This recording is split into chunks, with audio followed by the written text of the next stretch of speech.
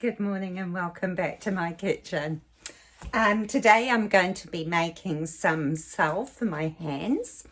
I often use it on my feet too, and those who know me well will know that I have suffered from very severe eczema over the years, and so I've been on a journey to heal myself.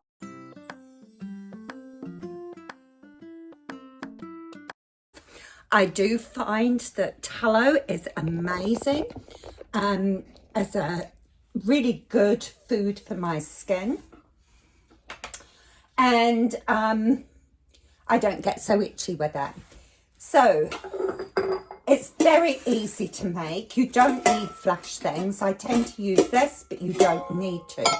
Just a saucepan or a little pan. I put a cloth at the bottom. And then I'm going to melt down my tallow. This tallow is from some mutton I rendered down a little while ago. So all I'm going to do is put some hot water in here, and I'm going to just melt some of this tallow down. So I'm just going to melt it down. I've put some boiling water in this pot, and I'm just melting the tallow.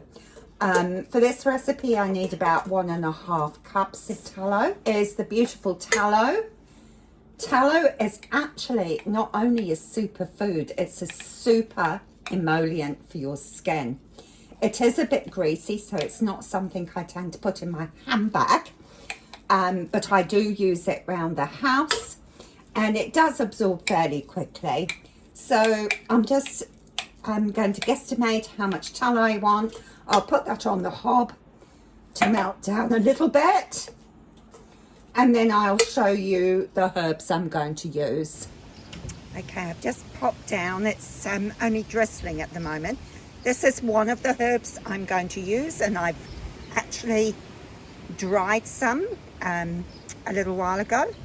So this is the chickweed that I'm going to use, and these beautiful calendula flowers that I've also dried out ready to use.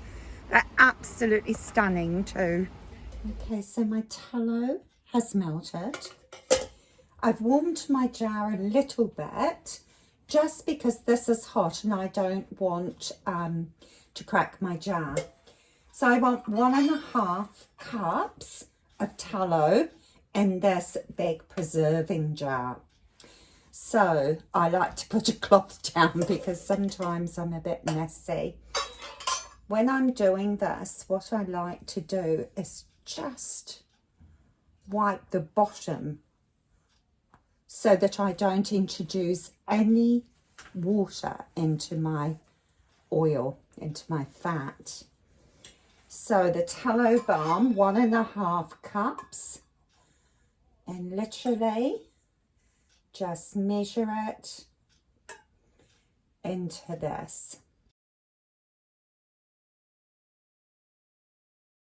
Still got a bit left, but that can go back in the jar, and I can either reuse that for more balm, or I could use it for cooking with. So all I do, 1.5 cups, and about a cup of herbs. Now, I'm not going to worry about measuring them. I'm going to just use my hands as a rough measure. So this is the beautiful chickweed. I don't particularly like the smell. So I'm just going to get a nice handful, which would be about 1/2 cup. Doesn't have to be exact. It's not a concern. It's just, yeah. There we go. We'll pop that in there. And then I will put in some lovely calendula flowers. And we'll give it a bit of a stir, actually. I'll just stir that in as well. So we're just doing an infusion. Now it has to be a fairly quick infusion because we're using tallow, we need to keep our oil warm. So 1 cup of, I think I might just put that whole lot in. There we go, that'll be fine. It's summer and I will dry off some more calendula. So we just put that in there to infuse. If we were to use olive oil, we could do a slow infuse, but because tallow goes hard, we need to do this fairly quickly. So we just put it in our pot. Now I just put a cloth on the bottom of the pot. That's just one of my dishcloths I crocheted. And then we can just put a pot on the top of that. And we just simmer it. 3 or 4 hours, the more the better. The calendula and the chickweed have been simmering just on a very low heat, a gentle heat for, it would be about 6 hours, I think. But 3 to 4 hours is good. And now I'm just going to drain it off. So a piece of cheesecloth or muslin, just in a sieve.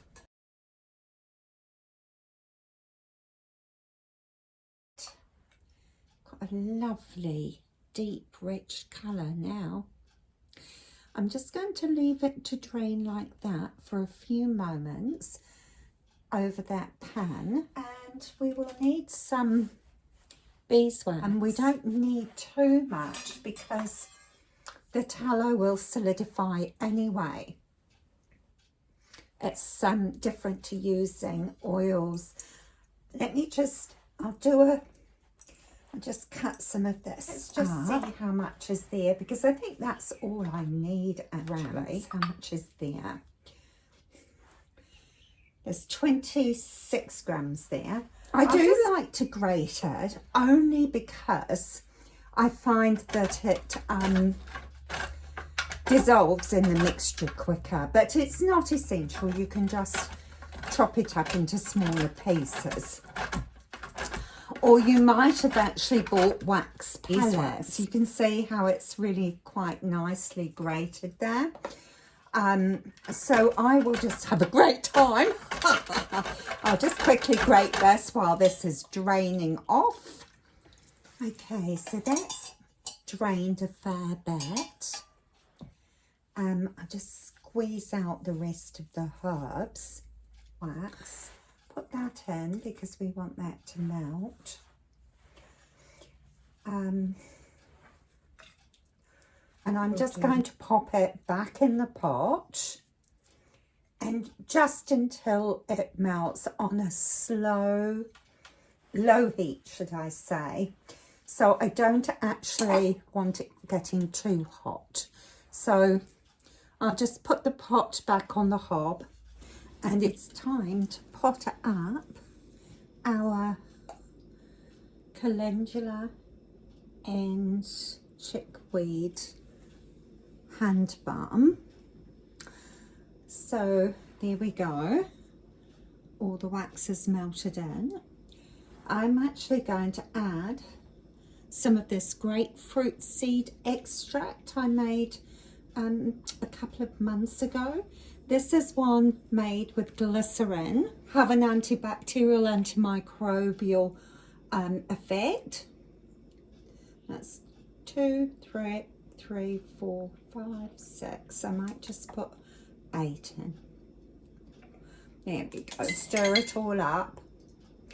And then literally put it in jars. So you can use little tin jars or glass jars. You do what suits you. So I am going to pour that in there, into that tin. Might be able to see it in a moment. And I'm going to use a big jar, I think. So I'm one of those people that has a jar, and I save all my jars, all my little containers. These came from my daughter. She bought some sort of serum in it, and so I just save them all over the years. And so there's always something cool that you can put in them. So that's all there is to it. It really is that simple. And pretty cheap too, because if you grow a little bit of chickweed and calendula are just so gorgeous. So there we have it. That has basically cost me very little money, and it's really good product. See, now that will stay without the lid until it's nice and cold. So I will come back and show you when it's cooled down.